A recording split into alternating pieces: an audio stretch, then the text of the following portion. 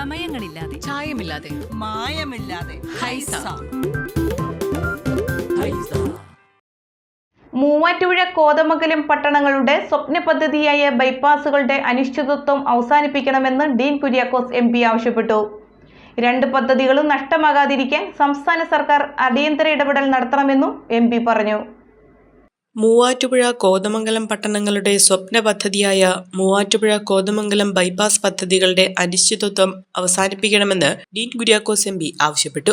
3 പതിറ്റാണ്ട് മുൻപ് കൊണ്ടുവന്ന പദ്ധതിയുടെ നിർമ്മാണം വീണ്ടും നീണ്ടുപോവുകയാണെന്ന് അദ്ദേഹം വാർത്താ സമ്മേളനത്തിൽ പറഞ്ഞു. സംസ്ഥാന സർക്കാരിൻ്റെ സഹായം ഈ കാര്യത്തിൽ ലാൻഡ് അക്വസിഷനുമായി ബന്ധപ്പെട്ടുണ്ടാവണം. ഇല്ലെങ്കിൽ ഓൾട്ടർനേറ്റീവ് അലൈൻമെൻറ്റ് മറ്റൊരു അലൈൻമെൻറ്റിലേക്ക് മാറേണ്ടി വരും എന്നായിരുന്നു അവരുടെ മറുപടി.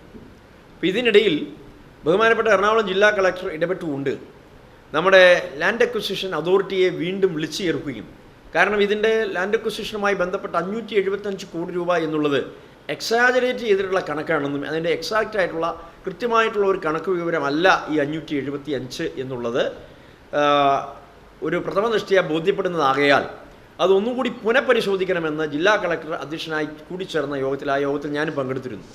ആ യോഗത്തിൽ അങ്ങനെ ഒരു ആവശ്യം നമ്മുടെ LA അതോറിറ്റിക്ക്, ലാൻഡ് അക്വസിഷൻ അതോറിറ്റിക്ക് കൈമാറി.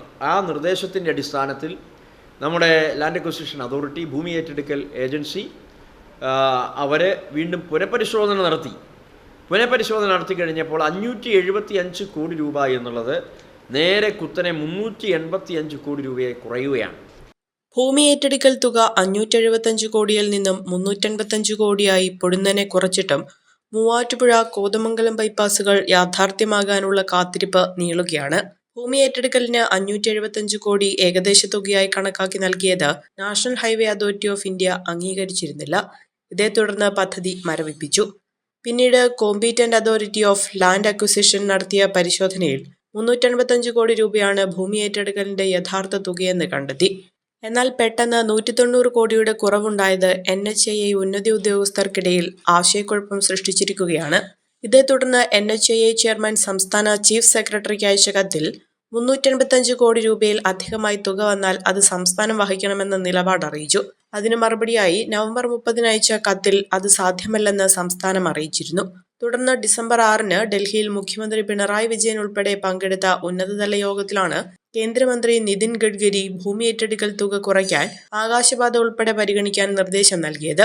സംസ്ഥാന സർക്കാർ ആദ്യഘട്ടത്തിൽ വരുത്തിയ വീഴ്ചയാണ് പദ്ധതി അനന്തമായി നീളാൻ കാരണമെന്ന് MP ആരോപിച്ചു. മുഖ്യമന്ത്രിയും കേന്ദ്രമന്ത്രിയും നടത്തിയ ചർച്ചകളുടെ മിനിറ്റ്സ് രേഖയിൽ നിന്ന് ഇത് വ്യക്തമാണെന്നും MP പറഞ്ഞു. 2 പ്രധാന ബൈപ്പാസുകൾ നഷ്ടമാകാതിരിക്കാൻ സംസ്ഥാന സർക്കാർ അടിയന്തര നടപടി സ്വീകരിക്കണമെന്നും MP ആവശ്യപ്പെട്ടു.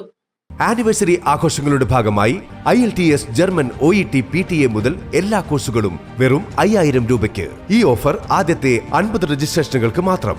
ഭാമാസ് റൂട്ട്സ് അക്കാഡമി, ഇനി മുതൽ ഓപ്പോസിറ്റ് പോലീസ് സ്റ്റേഷൻ, കോതമംഗലം.